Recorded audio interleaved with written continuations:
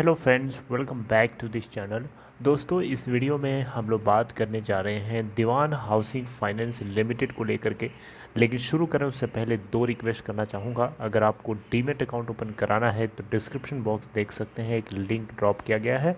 दूसरी चीज़, अगर आप इस चैनल को फर्स्ट टाइम देख रहे हैं तो सब्सक्राइब कर लीजिए और बेल आइकन को ज़रूर से हिट करिएगा ताकि आपको वीडियोज़ की नोटिफिकेशन मिलती रहे और आप सबसे पहले देख पाएंगे। तो दोस्तों, दीवान हाउसिंग फाइनेंस लिमिटेड को लेकर के मैं आप लोगों से लगातार बातचीत करता रहता हूं। कहीं न कहीं मुझे भी टेंशन है आप लोगों की तरह। देखिए, दीवान हाउसिंग फाइनेंस लिमिटेड को लेकर के जो कुछ हुआ है बहुत गलत हुआ है, बहुत गलत हुआ है। और इस बीच में अगर हम अपने मेरे साथ हमारे साथ जो गलत होगा उसके लिए हम आवाज़ नहीं उठाएंगे तो कौन उठाएगा? हमारे लिए आवाज़ कोई दूसरा थोड़ी उठाएगा, हमारे लिए हमें आवाज़ उठानी पड़ेगी। और ऐसे ही काम करने के लिए मैं आप लोगों को उत्साहित करने के लिए या आप लोगों को जो है प्रेरित करने के लिए, जो है इंड्यूस करने के लिए एक एग्ज़ाम्पल देना चाहूँगा। ये एग्ज़ाम्पल के ज़रिए मैं आपको बताने की कोशिश करूँगा कि ऐसा अगर कोई कर सकता है तो हम क्यों नहीं कर सकते ऐसा, आप क्यों नहीं कर सकते ऐसा। देखिए, यहाँ पे एक्चुअली में देखा जाए ना, आप देखिए सबसे पहले यहाँ पे अगर आप देखें तो DHFL का एक retail investor national company law appellate tribunal में एंट्री करता है और इस कंपनी के शेयर्स को सस्पेंड जो किया गया है उसके खिलाफ कुछ पिटिशन में कुछ फाइल करता है, कुछ चीज़ें, कुछ क्वेरीज फाइल करता है, जिसके चलते NCLAT के अंदर ये चीज़ हो सकता है सुना भी जाए। तो मेरा यहाँ पे सीधा सीधा क्वेश्चन ये है कि आप सब लोग अगर ये कर सकते हैं तो आप सब लोग क्यों नहीं कर सकते?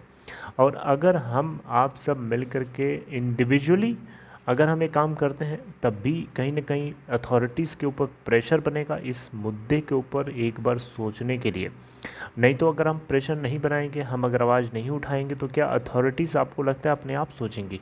अगर शायद ऐसा होता तो RBI और कंपटीशन कमीशन ऑफ इंडिया इस पूरे मामले को अप्रूव भी नहीं करती, वो पहले ही इंस्टॉल कर सकती थी कि हाँ, स्टेक होल्डर्स के साथ कोई प्रोविज़न नहीं किया है आपने, तो इसलिए ये चीज़ आगे नहीं बढ़ सकती है, पहले आप उनके लिए कोई प्रोविज़न करिए। बात मेरी समझ रहे हैं? तो ये चीज़ होनी नहीं चाहिए थी, लेकिन ऐसा किया गया है।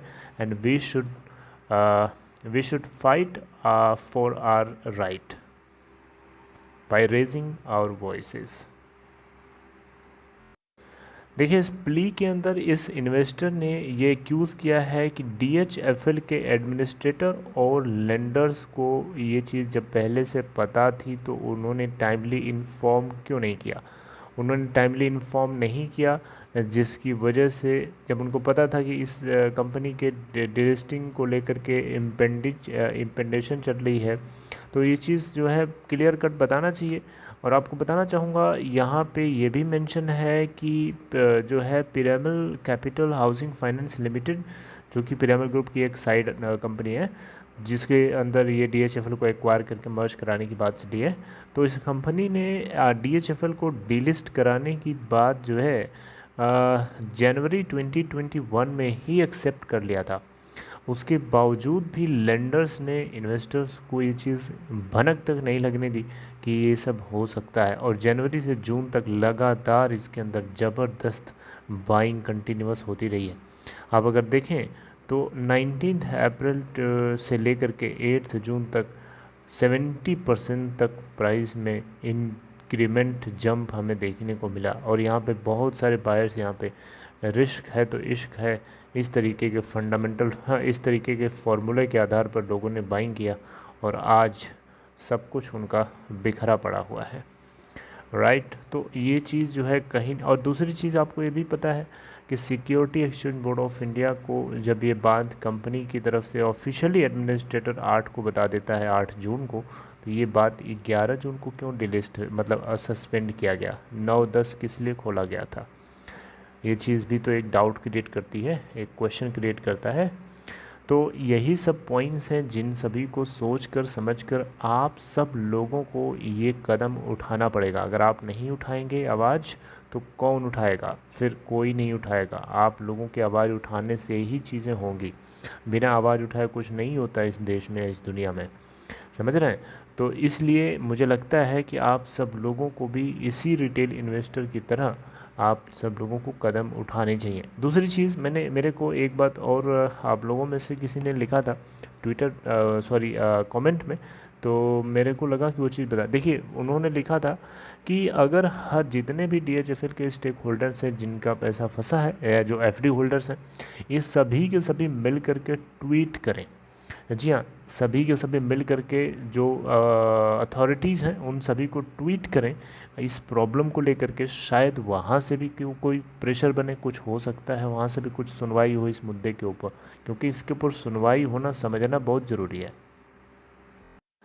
देखिए, इस रिटेल इन्वेस्टर ने, जो भी हैं इनका नाम नहीं पता, लेकिन इन्होंने अपने पिटिशन में एक्सप्लेन किया है पूरा।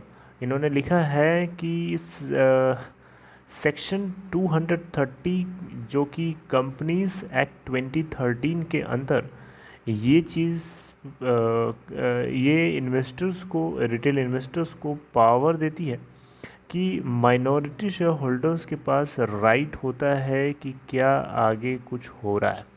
ठीक है, अगर वो कमेटी ऑफ क्रेडिटर्स का पार्ट भले ही ना हो, फिर भी उनके पास राइट होता है कि कंपनी के अंदर क्या चल रहा है, मतलब समझ रहे बात को, इंटरनल एक्टिविटीज़ क्या चल रही हैं उनको जानने का मौका होता है, उनके पास अधिकार होता है इस एक्ट के ज़रिए। लेकिन फिर भी ये बात जो है इन्वेस्टर्स तक भनक तक नहीं लगने दी गई। एंड मोमेंट पे भनक लगती है लास्ट डे, जिस दिन आदमी कुछ कर ही नहीं सकता रोने के अलावा। समझ रहे मेरी बात को? तो इस तरीके से ये जो है इक्विटी को ज़ीरो करके इस कंपनी के शेयर्स को एक्वायर करने की चालाकी जो है पिरामिड ग्रुप की, ये कहीं न कहीं आम इन्वेस्टर्स के लिए बहुत खतरे की घंटी है। इसलिए मैं आप लोगों से रिक्वेस्ट करूंगा कि आप सब लोग भी आगे जाइए और ये काम ज़रूर करिए। नहीं करेंगे तो दिक्कत है।